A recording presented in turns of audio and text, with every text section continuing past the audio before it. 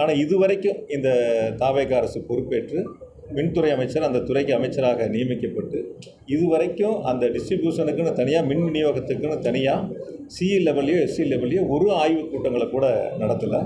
நான் விசாரித்த வரைக்கும் அவர் என்னென்னா அலுவலகத்துக்கு போகிறாரு, சிஎம்டி பார்க்குறாரு, டைரக்டர் அந்த மாதிரி முக்கியமான இருக்கிற மேலே இருக்கிற அதிகாரிகளை மட்டும் பார்த்துட்டு அதுக்கு கீழே இருக்கிற அதாவது என்ன கடைநிலை வரைக்கும் இருக்கக்கூடிய அந்த அதிகாரிகளுடைய ஆய்வுக் கூட்டங்களை நடத்தினா தான் எந்த ஊரில் என்ன பிரச்சனை இருக்குது. பொள்ளாச்சியில் வந்து இப்போ தென்னை மரம் இருக்குது, மட்டை விழுகுதுன்னா அந்த இடத்துல பவர் கட் ஆகுதுன்னா அதுக்கான காரணங்கள் என்னங்கிறத பார்த்து நடவடிக்கை எடுக்க வேண்டிய துறை அது.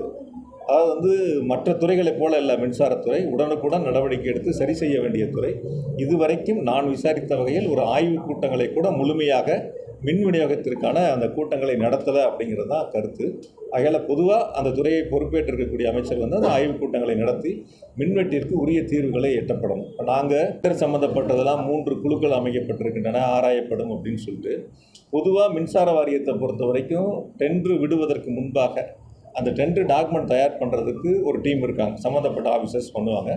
டெண்டர் டாக்குமெண்ட் வந்து டெண்டர் கால்ஃபர் பண்ணி அப்லோடு பண்ணதுக்கப்புறம் அந்த டெண்டர் ஓப்பன் பண்ணும்போது அதுக்கு ஒரு கமிட்டி இருக்குது. அது ஒரு டீம் கமிட்டி தான் வந்து அதை ஓப்பன் பண்ணி அதுக்கப்புறம் வந்து அவங்களுக்கு ப்ரைஸ் சம்மந்தப்பட்டது கூப்பிட்டு பேசுகிறது, அதுக்கப்புறம் பிஎல்டிசியில் வந்து அப்ரூவல் வாங்குறது, அதற்கு பிறகு போர்டில் வச்சு அப்ரூவல் வாங்குவாங்க. அந்த டெண்டர் இறுதி செய்யப்படுவது போர்டில் அப்ரூவல் வாங்குவாங்க. அந்த போர்டில் யாரெல்லாம் இருப்பான்னு கேட்டிங்கன்னா ஃபைனான்ஸ் செக்ரட்டரி இருப்பார், இண்டஸ்ட்ரியல் செக்ரட்டரி இருப்பார், எனர்ஜி செக்ரட்டரி இருப்பார். இப்படி மூத்த ஐஏஎஸ் அதிகாரிகள் வந்து அந்த போர்டில் இருப்பாங்க. இப்போ அவங்க தான் அந்த டெண்டரை வந்து இறுதி செய்யக்கூடிய இடங்கள். இதெல்லாம் வழக்கமாக இருக்கிறது, இன்று நேற்றல்ல பல ஆண்டுகளாக வழக்கமாக இருக்கிறது.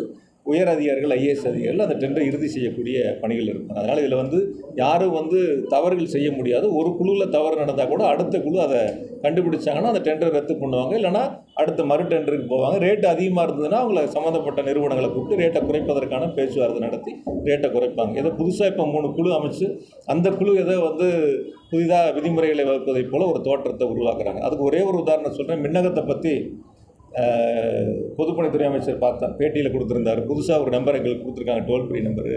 அதை வந்து நாங்கள் உங்களுக்கு சொல்கிறோம், மக்கள் இதை பயன்படுத்தலான்னு சொன்னாங்க. அதெல்லாம் 2021 எங்களுடைய முதலமைச்சர் மாண்புமிகு தளபதி அவர்கள் மின்னகத்தை அவங்களே நேரில் வருகை வந்து மின்வாரிய அலுவலகத்துக்கு தொடங்கி வச்சு நானே உங்கள்கிட்ட சட்டமன்றத்திலேயே பதில் சொல்லியிருந்தேன். 30 லட்சத்துக்கும் மேற்பட்ட புகார்களுக்கு தீர்வு காணப்பட்டது. அதனால் எதையுமே வந்து இவங்க முழுமையாக ஆராயாமல் சம்பந்தப்பட்டிருக்கின்ற அமைச்சர்கள் அந்த துறையை பற்றி முழுமையாக கவனம் செலுத்தி தெரிந்து கொள்ளாமல் ஒரு அரைகுறைத்தனமாக அவருடைய அவங்ககிட்ட சுத்தமாக வந்து நிர்வாக திறமைங்கிறது கொஞ்சம் கூட இல்லை.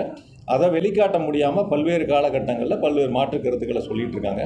நாங்கள் பொறுப்பெடுத்துக் கொள்கின்ற பொழுதே நான் சொன்னேன், சட்டமன்றத்திலே 1,55,000 கோடி மின்வாரியம் கடனில் இருக்குன்னு சொன்னேன். வருஷம் 15,000 கோடி வட்டி கட்டுறோன்னு சொன்னேன். இப்போ இந்த 5 வருஷத்தில் எவ்வளோ வட்டி கட்டியிருப்போம்? ஒரு வருஷத்துக்கு 15,000 கோடினா 75,000 கோடி வட்டியே கட்டியிருக்கோம். அப்போ 2 லட்சம் கோடி கடன் இருக்குங்கிறாரு. நாங்கள் இருக்கும்போதே 1,5 லட்சம் கோடி, நாங்கள் வரும்போது 1,5 லட்சம் கோடி கடன், வட்டி கட்டினது சேர்த்துனீங்கன்னா 2 லட்சம் கோடி நார்மலாக வரக்கூடியது தான். அந்த 2 லட்சம் கோடி கடன் அப்படிங்கிறத தவிர தமிழ்நாடு அரசு எங்களுடைய தலைவர் அவர்கள் முதலமைச்சராக இருந்து மின்வாரியத்துக்கு எவ்வளோ நிதி கொடுத்தாங்கன்னு அதை மின்துறை அமைச்சர் சொல்லலை. இந்த 5 ஆண்டுகளில் தமிழ்நாடு அரசு நிதிகளை கொடுத்து மின்வாரியத்தை எந்த அளவிற்கு எங்களுடைய தலைவர் அவர்கள் காப்பாற்றினாருங்கிறத சொல்லலை. ஏறத்தாழ 70,000 கோடி அளவிற்கு மின்சார வாரியத்திற்கு இந்த 5 ஆண்டுகளில் நிதிகளை எங்களுடைய தலைவர் அவர்கள் முதலமைச்சராக இருந்து விடுவித்து மின்வாரியம் காப்பாற்றப்பட்டிருக்கு. அதனால் நான் உங்கள் மூலியமாக சொல்லிக்கிறதுனா மின்வெட்டுக்கு உரிய காலத்தில் தீர்வு காணப்பட வேண்டும். அதற்கு சம்பந்தப்பட்ட அதிகாரிகளை அழைத்து பேசி ஆய்வுக் கூட்டங்களை நடத்தி அது சம்பந்தமான நடவடிக்கைகளை விரைந்து எடுக்க வேண்டும். அதை விட்டுவிட்டு அதற்கு மாறாக ஏதோ தவறுகள் நடந்ததைப் போல ஒரு தோற்றத்தை உருவாக்குவதும், ஏதோ ஹார்ட் டிஸ்க் காணாமல் போச்சு, ஹார்ட் டிஸ்க் காணாமல் போனால் யார் வேணாலும் நடவடிக்கை எடுக்கலாம்ல.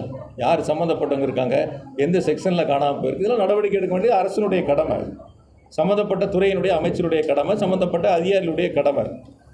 ஒரு கீழ் லெவலில் இருக்க ஒரு தவறு பண்ணாங்க அப்படின்னா உங்கள் நிறுவனத்தில் யாரோ ஒருத்தர் ரிப்போர்ட்டர் தவறு பண்ணால் உடனடியாக மேலக்கும் நடவடிக்கை எடுக்க தானே செய்வாங்க. அது மாதிரி தான் அதுவும் ஒரு துறை சார்ந்தது.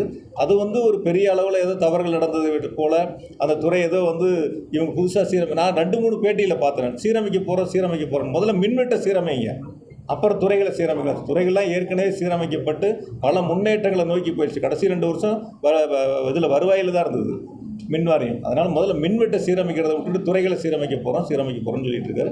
மின்வெட்டுக்கு போர்க்கால அடிப்படையில் நடவடிக்கை எடுக்கணும் இந்த அரசு.